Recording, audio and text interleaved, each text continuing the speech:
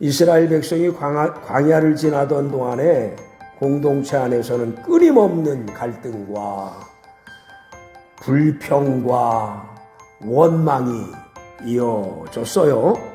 특히 고라 일당의 반역 사건은 모세와 아론의 지도력에 대한 정면 도전이었습니다. 단순한 인간적인 식이나 경쟁을 넘어서 하나님께서 세우신 영적 권위 자체에 대한 반역, 그렇게 볼 수 있죠. 백성들의 마음속에는 여전히 불신과 불만이 남아있는 거죠. 왜 아론만 하나님 앞에 나아가는 특권을 가져야 하는가 하는 질문이 공동체 안에 계속 남아있는 거예요. 이거 처리해야 돼요. 그 처리하는 이야기가 오늘 성경 말씀이라고 보시면 되겠습니다. 우선 1절에서부터 4절까지를 그 내용을 보겠어요. 지도력을 향한 도전과 하나님이 응답하시는 내용이에요. 하나님은 이러한 불신을 근본적으로 잠재우기 위해서 특별한 방법을 사용하시죠. 하나님은 12지파의 지도자들에게 각 지파의 이름을 쓴 지팡이를 가져오라 명령하십니다. 지팡이는 당시 지도자의 권위와 그 지파의 대표성을 상징하는 물건이에요. 지팡이는 이게 인도, 지도 이런 뜻을 가지고 있어요. 그래서 막대기와 지팡이가 꼭 필요한 거거든요. 지도력을 상징하는, 왜 각 지파의 대표들이니까 이게 있어요. 그걸 가져라는 거예요. 그리고 거기에 아론의 것은, 아론은 레위 지파의 대표자니까 그걸 가지고 온 거죠. 그러니까 하나님은 공동체의 질서를 사람의 말이 아니라 하나님의 분명한 표징으로 확증하시려고 그 도구를 대표성을 갖는 지도력의 상징인 지팡이를 가져라 이렇게 한 거예요. 5절서부터 8절을 또 중심으로 해서 선택의 기적을 베푸시는데 마른 막대기에 생명력이 돋습니다. 그런데 모든 마른 막대기가 다 그런 게 아니라 아론의 것만 그랬다고 성경은 말해요. 다음날 아침 놀라운 일이 일어났어요. 12지파의 지팡이 가운데 레위 지파, 즉 아론의 지팡이에서만 싹이 나고 꽃이 피고요. 심지어 살구 열매가 맺혔다. 이렇게 말씀하고 있어요. 이건 하나님이 아니면 불가능하죠. 다른 지팡이들은 여전히 생명 없는 마른 막대기였지만 아론의 지팡이는 분명한 생명의 흔적이 나타났어요. 뿌리도 없는 막대기에서 하루 사이에 싹이 나고 꽃이 피며 심지어 열매까지 맺었다는 것은 자연의 질서를 완전히 뛰어넘는 하나님만이 하실 수 있는 일이에요.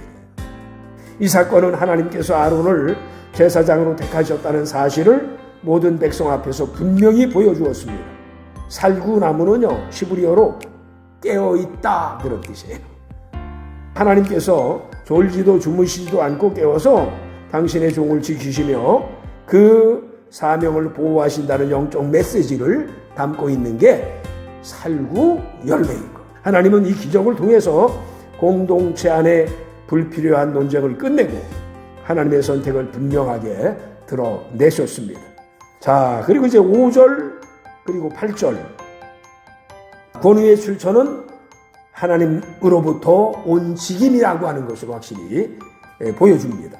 아론의 쌍난 지팡이 사건이 보여주는 가장 중요한 교훈은 지도자의 권위가 하나님으로부터 온다는 사실입니다.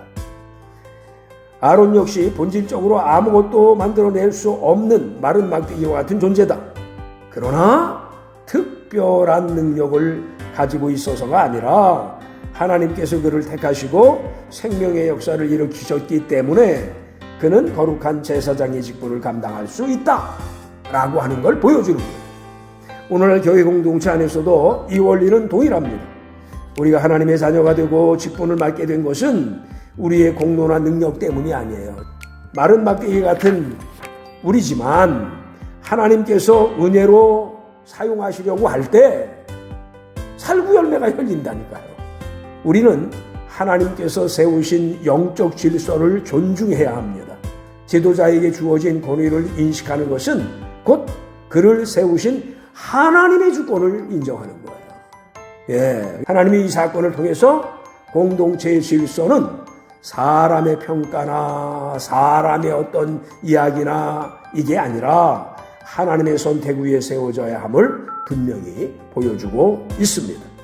자, 이제 9절서부터 보겠어요. 9절 10절. 거룩한 기념물이 되었어요. 영원한 증거와 사명의 자각을 아론의 쌍난지팡이로 보여주고 계신데, 하나님은 아론의 쌍난지팡이를 다시 증거계 앞으로 가져가서 영구히 보관하게 하십니다. 예, 이거죠. 상징성이죠. 이것은 이스라엘 백성에게 하나님의 선택을 기억하게 하는 표징이 되는 거죠. 이 지팡이는 다시 하나님과 지도자를 향해 원망하지 않도록 경고하는 증거가 되었고, 동시에 제사장 가문의 사명을 상기시켜주는 기념물이 되었던 거죠. 야, 우리 신앙에도요, 이러한 영적 기념물이 필요합니다. 처음 주님을 만났을 때의 감격, 절망 가운데서 회복을 경험했던 은혜의 순간들을 마음 깊이 간직해야 돼요. 다른 사람에게 주어진 직분을 시기하기보다 하나님이 나에게 맡겨주신 사명에 집중해야 된다는 걸 보이기 위해서 이걸 간직합니다. 하나님은 지금도 택한 사람들을 돌보시며 그들의 삶을 통해 하나님의 뜻을 이루어 가시고 계신 줄로 믿습니다. 11절, 12절, 13절로 갑니다. 백성들의 반응인데요. 원망의 습관과 무지. 이 기적을 목격한 후에도 백성들의 반응은 온전한 회개로 이어지지 못해요. 그들은 하나님의 거룩한 선택을 보고 경외하기보다는 우리가 다 죽게 되었다, 이렇게 이야기합니다. 또 다시 불평을 쏟아냅니다. 성막에 가까이 가는 자가 죽게 된다는 규례를 보면서 하나님의 법이 너무 가혹하다, 이렇게 생각할지도 몰라요.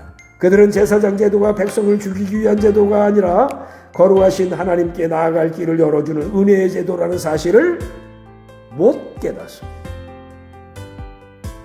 하나님의 말씀을 바로 이해하지 못하면 은혜조차 부담으로 느껴지는 거죠.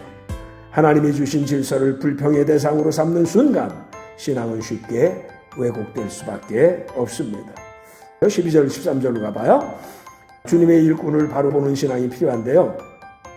아론의 쌍난지팡이 사건은 신앙 공동체 안에서 우리가 가져야 할 태도를 분명히 보여주고 있어요. 하나님은 광야 같은 세상 속에서도 당신의 질서를 세우시고 공동체를 인도하시는 분이십니다. 우리는 내 생각과 기준으로 하나님의 질서를 판단하거나 원망하는 태도를 빨리 접어야 됩니다. 마른 막대기 같은 우리의 삶에 생명의 싹을 틔워 하나님의 은혜를 베푸시는데도 불구하고 기억하기보다는 잊어버리는 이런 사태들이 그 당시 그들에게나 오늘날 우리들에게나 비슷하게 보여져요. 아론의 지팡이에 맺힌 살구 열매처럼 우리의 삶에도 하나님의 살아계심을 증거하는 신앙의 열매가 풍성히 맺혀져야 됩니다. 여러분의 직분이 주어졌잖아요. 다 지팡이가 주어졌잖아요. 지팡이는 각각 달라요.